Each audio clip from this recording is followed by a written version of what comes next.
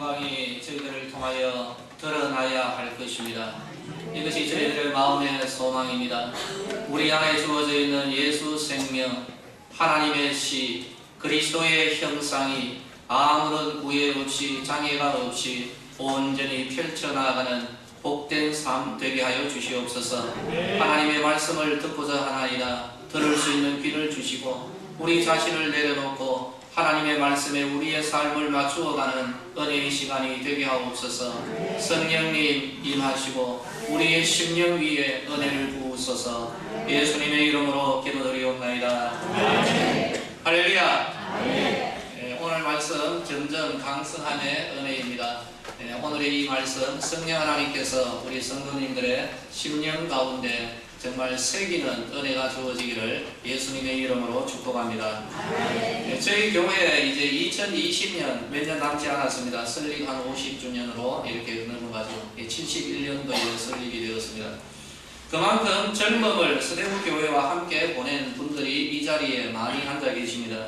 저는 이러한 분들을 바라보면서 근래뿐만 아니라 쭉 한번 지켜보면서 여러 가지의 결론들을 내리게 되었습니다. 그 가운데 하나를 소개하자면 이것입니다. 우리 이렇게 일생을 젊음을 물론 다른 교회도 다 교회이지만은 하나님이 허락하신 선기라고 허락하신 이 서대구 교회에서 그 젊음을 보내신 그러한 분들을 볼 때에 우리 교회의 형편에서 제가 이렇게 바라보는 것이죠. 매우 검소하시다. 그리고 매우 절제하시다는 거죠.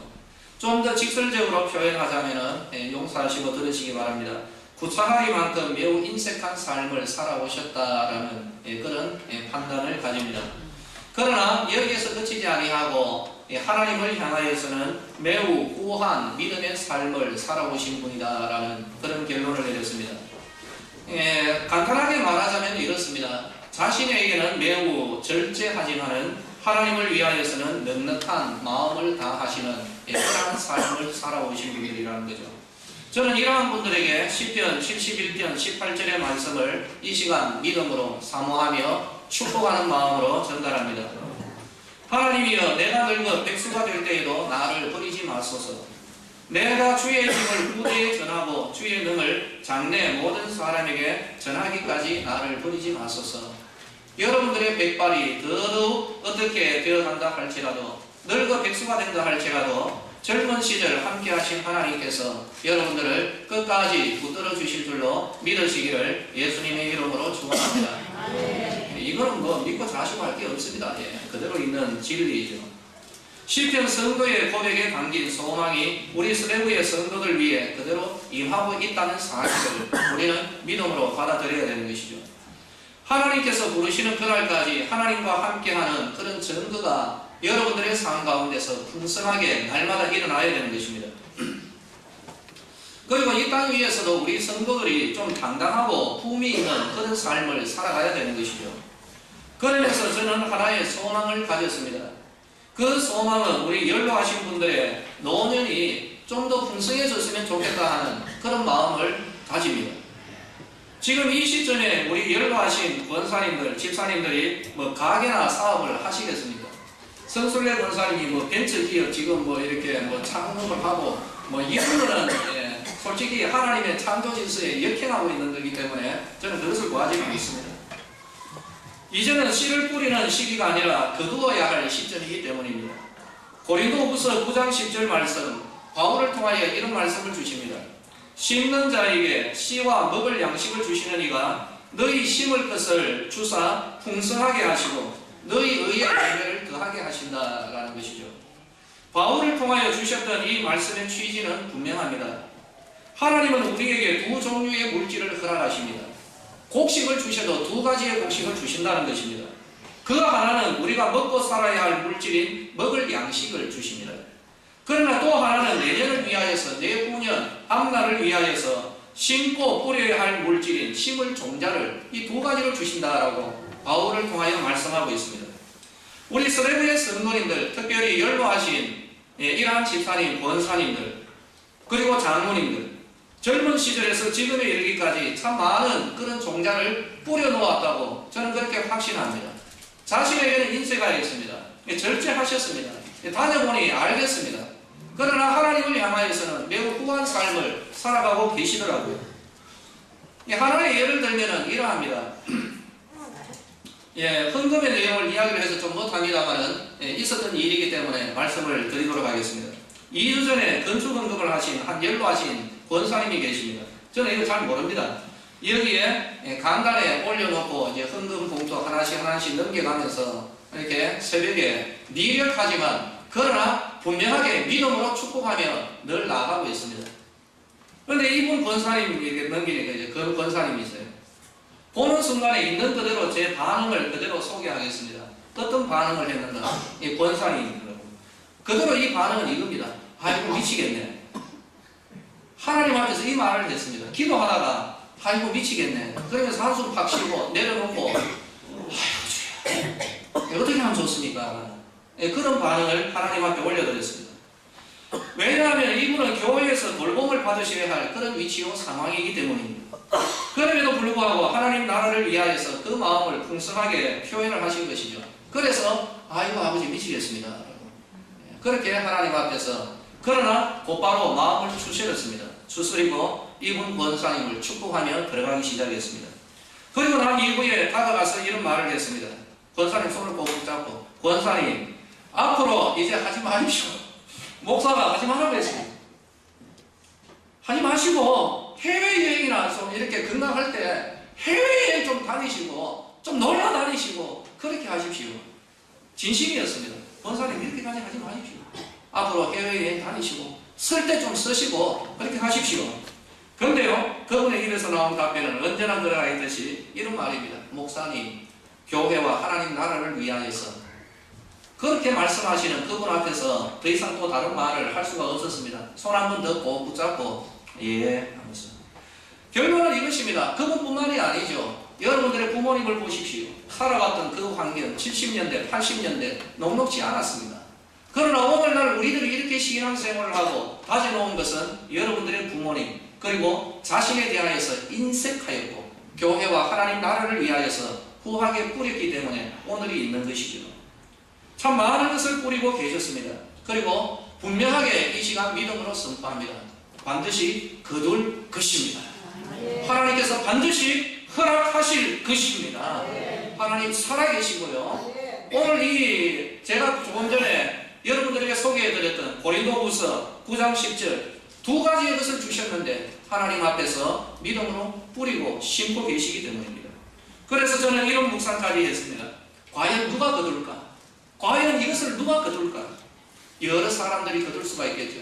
당사자 역시 거두게 될 것입니다만 저는 자녀들에게 하나님께서 점점 강성하여지는 이런 은혜로 하나님 거두어지기를 소망합니다라는 그런 마음을 가집니다. 우리 서대구의 모든 성도들 위해 여러분 당대가 하나님의 은혜를 입으시기를 예수님의 이름으로 축복합니다. 뿌렸으면 좀 거두어서 먹어야 될 거 아닙니까? 그런데 그 거두는 것이 여러분의 살아생전이 아니라 여러분의 후대에 이르기까지도 하나님께서 여러분의 자녀손들에 이르기까지도 하나님께서 잊지 아니하시고 거두게 하시는 은혜의 역사가 있게 되기를 예수님의 이름으로 축복합니다. 하나님 그렇게 하실 것입니다. 그리고 오늘의 설교회까지 도달했습니다. 내용은 굉장히 간단합니다. 본문 다윗의 강성함이고 그것도 점점 강성하여지는 것이죠. 한순간에 강성하였다가 사그라지는 그런 지푸라기의 그런 불빛이 아니라 점점 강성하여져 가는 그런 은혜를 저는 여러분들에게 믿음으로 선포해버립니다. 시편 37편 25절 내가 어려서부터 늙기까지 의인이 버림을 당하거나 그의 자손이 걸식함을 보지 못하였도다. 하나님께서 주신 말씀이고 약속입니다. 우리 서대구의 성도들이여 여러분이 늙어서 백수가 되어도 하나님은 여러분을 떠나지 않습니다. 그리고 여러분들의 후손이 걸식함이 아니라 점점 강성하여져 가는 그런 은혜 반드시 있을 것이니까 여러분에게 말씀드립니다. 오래오래 사시기를 예수님의 이름으로 축복합니다. 오래오래 사시기를 바라겠습니다. 기도하는 부모, 특히 믿음으로 심을 것을 풍성히 심는 부모들의 자녀들은 여러분 기도하는 부모님을 둔 자녀들은 복받은 줄로 아십시오. 재산 많이 물려주고 물론 그것도 좀 좋기는 좋습니다. 그러나 여러분들을 위하여서 부르짖어 기도하는 부모들이 계시다는 것, 이건 무시하면 안 됩니다. 제가 한두 번 소개해드렸습니다만 다시 한 번 더 여러분들에게 간증 하나 소개해드리겠습니다. 명성교회 김사만 목사님, 새벽기도로 유명한 교회입니다. 바로 이 특별 새벽기도가 있을 때 장례집사 한 분의 간증입니다. 이 책에 기록되어 있습니다. 기도는 별로 하기 싫은데 장로는 되고 싶고 안 나가면 찍히고, 그죠? 그래서 틸틸거리면서 어쩔 수 없이 새벽기도에 참석하고 있는 거죠. 그래서 스스로 생각합니다. 내가 세상에서 돈도 벌고 사회적 지위도 있고 이 정도면 내가 성공했다. 그런데 내가 아직까지 안 된 거는 장로가 못 됐는데 어쨌든 목사님 나 여기 있지 하면서 이렇게 기도하고, 왜냐하면 기도가 안 하고 그죠? 그냥 수그리고 이렇게 있는 거죠. 그죠? 숙이고 그러다가 빨리 특별 새벽기도 시간이 지나가기를 소망하면서 그렇게 있는 거죠. 도대체 누가 이 새벽기도 만들어가지고 이렇게 예비기냐는 이런 생각도 했을 겁니다. 그런데 그분의 표현입니다. 성령님께서 감동을 주시며 말씀으로 다가오기 시작하는 거죠. 그 말씀, 자기에게 주어졌던 말씀은 끊이지 않고 그대로 쭉 이어지는 말씀이었다고 합니다. 분명하게 예언이 들렸습니다. 그 말씀의 내용은 이겁니다. 야 이놈아, 나는 네가 싫다라는 뜻이었습니다. 나는 네가 역겹다라고. 그러면서 계속해서 주어지는 말씀은 이것이었습니다. 내가 오늘날 너에게 이렇게 복을 주는 것은 네가 잘나고 네가 믿음생활 잘하는 것이 아니라 내 부모들이 살아 생전에 새벽마다 나에게 간구하였던, 눈물을 흘리며 기도하였던, 내가 그것을 잊지 않고 그러므로 내가 너에게 지금 복을 주고 있다. 그 사람의 간증이었습니다. 사랑하는 성도들이여, 이것은 한 사람의 간증이 아닐 것입니다. 여러분들의 부모님 역시 새벽마다 하나님 앞에 여러분들을 위하여서 간구하고 계심을 하나님 앞에 감사드리시기를 바랍니다. 우리 교회에도 반드시 거두는 그런 은혜의 역사가 있게 될 것입니다. 기도하는 부모의 자녀들은 복받은 자녀들입니다. 오늘 이 말씀에 우리가 좀 집중하기를 원합니다. 다윗이 점점 강성해져 갔던 삶을 제 나름대로 분석합니다. 그래서 특별히 젊은 친구들에게 이 말씀, 적절한 상황, 주께서 주시는 그런 감동이 있을 때 바로 이 말씀을 전하고 나갑니다. 다윗에게 어찌해서 하나님께서 이러한 은혜를 베풀어 주셨을까? 다윗이 하나님과 함께하는 삶을 살았고 그 결과 강성하여서 갔는데 바로 이런 삶을 살았던 다윗의 삶은 어떠하였는가? 그것을 한번 분석해 봤습니다. 저는 여기에서 세 가지 요소를 발견합니다. 첫 번째, 이 다윗은 하나님의 마음에 합한 삶을 살았습니다. 사도행전 13장 22절, 내가 이스라엘 아들 다윗을 만나니 내 마음에 맞는 사람이라. 그러므로 내 마음에 맞는 사람을 통하여 내 뜻을 다 이룰 것이다 라고 하나님께서 선포하셨던 것이죠. 내 마음에 합하다, 내 마음에 맞다라는 의미가 뭘까요? 하나님과 코드가 맞았다는 것입니다. 하나님과 서로 소통이 되었다는 것이죠. 하나님의 마음을 안다는 뜻입니다. 그리고 하나님의 뜻을 앞세웠다라는 그런 의미가 되는 것이죠. 다윗에게도 자기 나름대로의 뜻이 있었습니다. 다윗에게도 자기 나름대로의 생각이 있었을 것입니다. 그러나 다윗의 마음은 하나님의 마음을 앞세웠다라고 그렇게 하나님이 평가를 하신 것이죠. 바로 이것입니다. 나에게도 뜻이 있고 나에게도 비전이 있습니다. 사랑하는 성도들이여, 김진홍 목사에게도 비전이 있습니다. 꿈이 있습니다. 그런데 어느 날 한순간에 이것이 깨지기 시작하더라고요. 그래서 내려놓아 버렸습니다. 하나님의 뜻을 앞세워야 되는 거죠. 여러분들에게도 마찬가지일 겁니다. 우리 모든 성도들이요, 하나님께서 찾으시는 사람은 자기의 뜻, 자기의 비전을 앞세우는 사람이 아니라 우리를 향하신 하나님의 그 존귀한 뜻을 앞세우는 사람, 하나님의 마음에 맞는 사람, 하나님의 마음에 합한 사람을 찾으시는 줄로 믿으시기를 예수님의 이름으로 축원합니다. 아멘. 역대하 16장 9절에서 말씀합니다. 여호와의 눈은 온 땅을 두루 감찰하사 전심으로 자기에게 향하는 자를 위하여서 능력을 베푸신다는 것이죠. 전심으로 자기에게 향하는 사람, 하나님의 뜻을 앞세우고 하나님의 뜻을 존중히 여기며 하나님의 뜻에 따르는 바로 그러한 사람들입니다. 모세를 살펴보면 능력과 지식과 재능, 거기에 배경까지도 정말 탁월했던 사람입니다. 그러나 하나님께서 쓰실 수 없었던 사람이죠. 왜 그렇습니까? 애국 그 왕실에 있었던 그 모세는 하나님 마음에 합한 사람이 아니었습니다. 자기의 뜻을 앞세웠던 바로 그러한 인물이었습니다.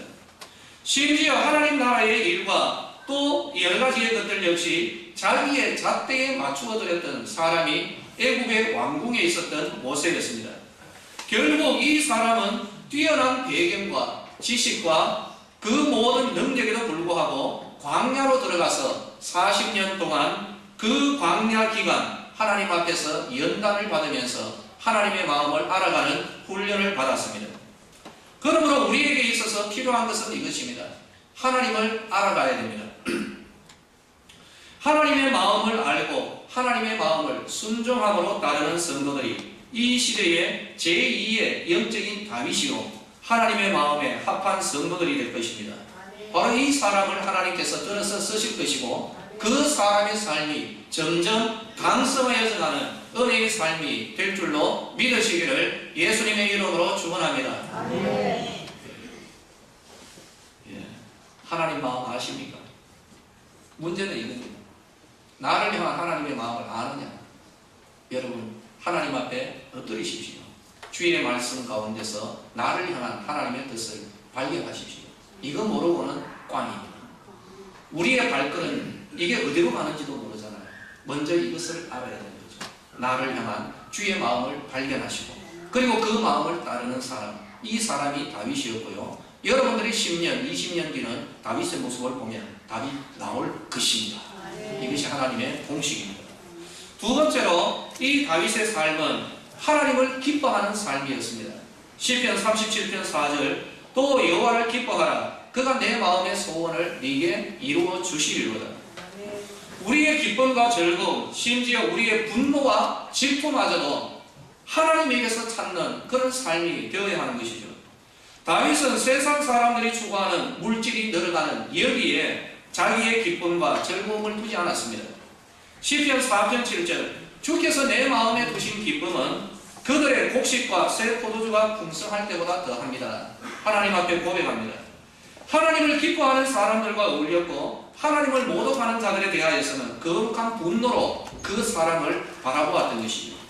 온 세상이 골리앗 앞에서 물러날 때 다윗은 거룩한 분노에 사로잡혀서 그 시냇가에서 골리앗을 향해서 던져버린 조약돌을 찾으며 다녔던 사람입니다. 바로 이러한 사람이 바로 하나님께 기쁨을 두었던 믿음의 사람이죠. 우리는 하나님을 기뻐하는 삶을 우리의 모델로 삼아야 합니다. 시편 16편 2절에서 이런 말을 합니다. 내가 여호와께 아뢰었습니다.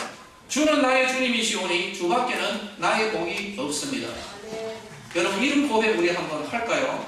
준비되었습니까? 한번 따라하시죠. 주는 나의 주님이시오니 주밖에는 나의 복이 없습니다. 할렐루야. 이 고백이 성령 하나님 은혜 가운데서 이제 여러분 영혼의 고백이 되시기를 예수님의 이름으로 축복합니다. 느헤미야서에서 이런 말이 있습니다. 여호와를 인하여 기뻐하는 것이 너희의 힘이다 하는 것입니다.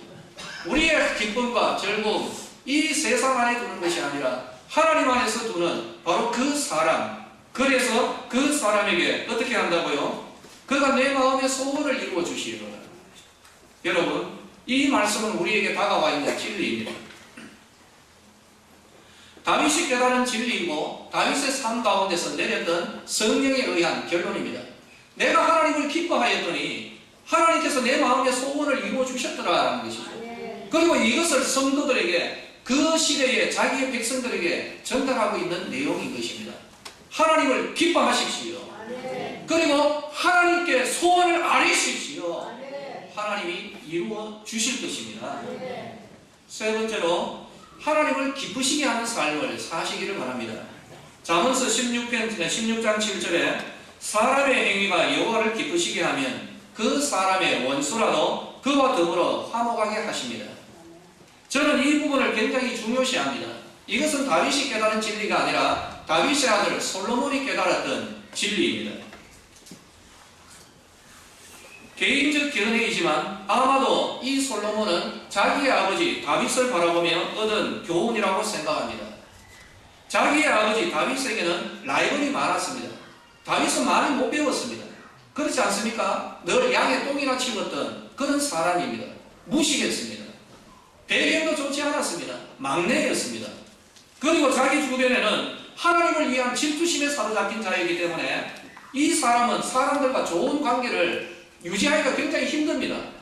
하나님에 대하여서 모욕하며 하나님을 멸시하는 자들에게는 등을 돌려버리는 사람이기 때문에 주변에 적들도 많이 있었던 것이죠.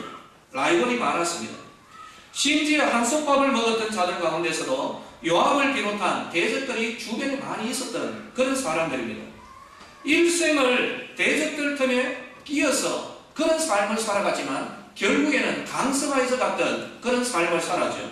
그 이유가 무엇일까요?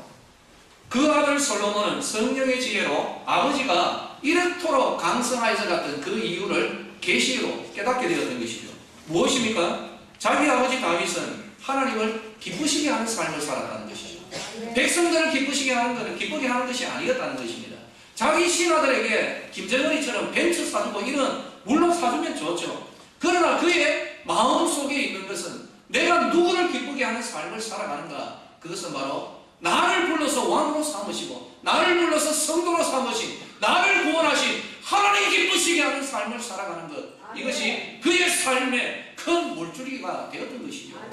사도 바울 역시 말합니다. 나를 부르신 이는 주 예수 그리스도이라는 거죠. 내가 성도들을 기쁘게 하랴, 내가 너희들을 기쁘게 하랴, 그러면 나는 주께로부터 부르심을 받은 자가 아니라는 것입니다. 나는 오직 예수 기쁘게 하는 그런 사람임을 온 천하에 드러내었던 사람이 사도 바울이고 그 원조가 바로 이 솔로몬 그리고 다윗이었던 것이죠.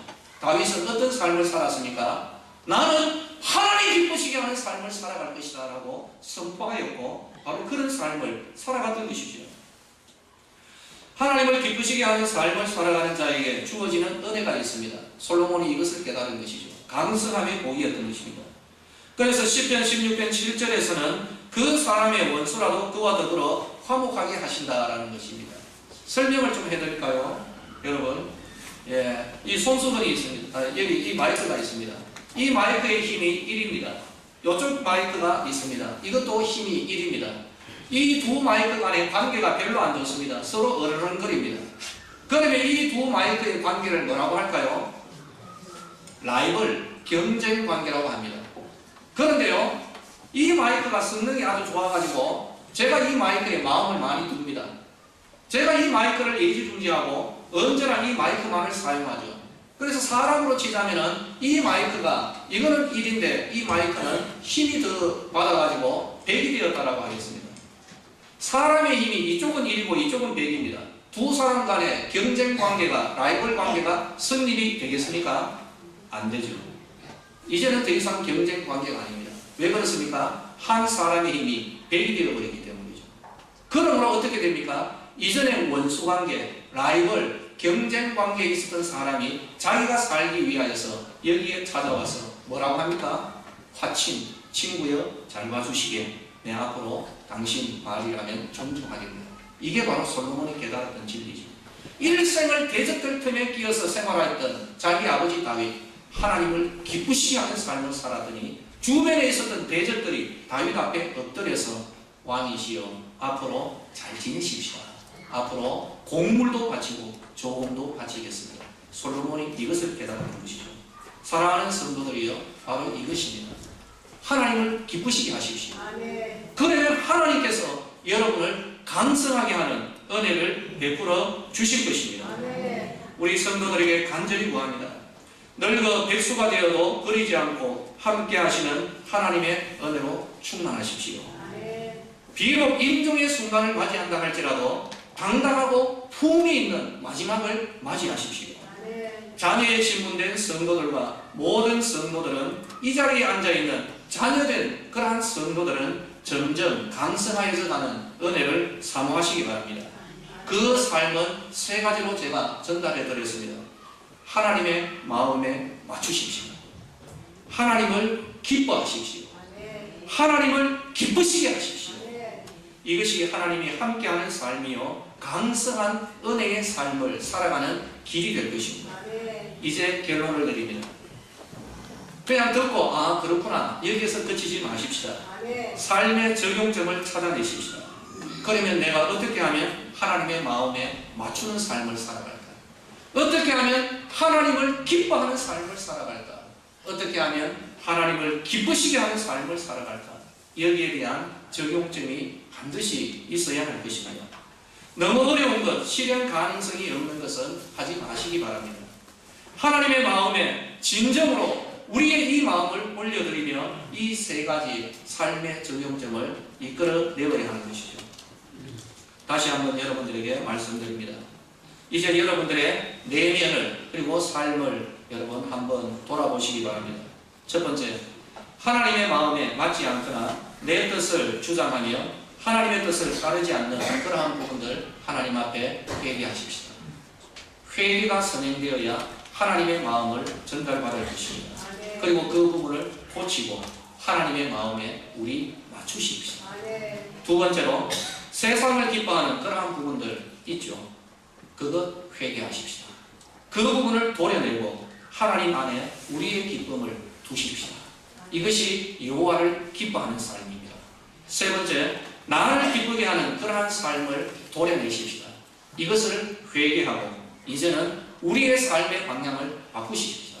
어떻게 하면 내가 하나님을 기쁘시게 할까? 바로 이것이 오늘 우리들의 설교를 듣는 우리들의 바로 적용점이 되어야 할 것입니다. 기도하며 나아가야 하는 것이죠. 목회자의 역할은 여기까지입니다. 그러나 이제 한 걸음 더 나아가기를 원합니다. 이 세 가지 하나님의 마음에 맞추고 그리고 하나님을 기뻐하고 하나님을 기쁘시게 하는 이 삶에 대하여서 구체적으로 적용점이 나오면은 여러분 원하신다면은 저희에게 바로 그 메모를 주시기 바랍니다. 저도 위하여서 기도하며 나아갈 것입니다. 우리 하나님 체험하십시다. 그냥 말로만 듣지 말고 성경 말씀 그냥 기쁨으로만 받지 말고 체험하십시다. 점점 강성하여져가는 이 은혜 저는 세 가지로 제시했습니다. 체험하십시다. 결단하고 성령 하나님의 은혜와 도우심으로 구합시다. 세 가지 어렵습니까? 아닙니다. 성령님의 은혜로 하나님의 마음에 합한 하나님을 기뻐하는 하나님을 기쁘시게 하는 바로 이러한 삶을 살아갈 때 우리의 당대뿐만 아니라 여러분들의 자녀손에게도 점점 강성하여져가는 하나님의 은혜의 역사가 반드시 있게 될 것입니다. 기도하겠습니다. 하나님 은혜를 감사합니다. 다윗이 점점 강성하여져 갔습니다. 하나님이 함께 계셨고 그리고 하나님이 은혜를 베풀어 주셨습니다. 오늘의 말씀을 전하였습니다.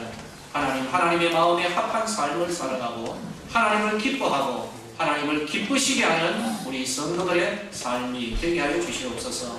하나님 아버지, 연로하신 분들을 축복하여서 기도합니다. 마지막 순간까지 당당할 수 있게 하여 주시고 늙어 백수가 된다 할지라도 품위를 유지할 수 있도록 하나님 은혜를 공급하여 주시옵소서. 경제적으로 힘들지 않도록 하여 주시고 궁핍하지 않도록 하시고 초라해지지 않도록 하시고 비굴해지지 않도록 하나님이여 먹을 양식도 공급하시고 유족하도록 하나님 물질도 부어주시기를 소망합니다. 하나님의 자녀들을 축복합니다. 이들에게 있어서 하나님의 소망은 그 자녀들이 잘 되는 것입니다. 일생에 있어서 하나님 앞에 기도하였고 그리고 심을 종자를 먹지 않고 뿌렸습니다. 하나님이여 이제는 거두는 시기로 저 들어가야 할 것입니다. 자녀들 위해 은혜를 베풀어 주시되 무엇보다도 우리의 자녀들이 기도의 바톤을 물려받게 하시고 심어야 할 그 종자들을 먹지 않고 믿음으로 심으며 나아가는 은혜의 역사가 일어나게 하여 주시옵소서. 서대구의 성도들이 이 땅 위에서 영적인 복뿐만 아니라 물질적인 복도 받게 되기를 소망합니다. 하나님의 물질의 복도 허락하여 주시옵소서. 오늘의 이 말씀이 우리 성도들의 심령 가운데 깊이 새겨지게 하여 주시고 이 말씀이 우리의 삶 가운데 육화되어 나타나게 하여 주시옵소서. 예수님의 이름으로 축복하며 기도하옵나이다. 아멘.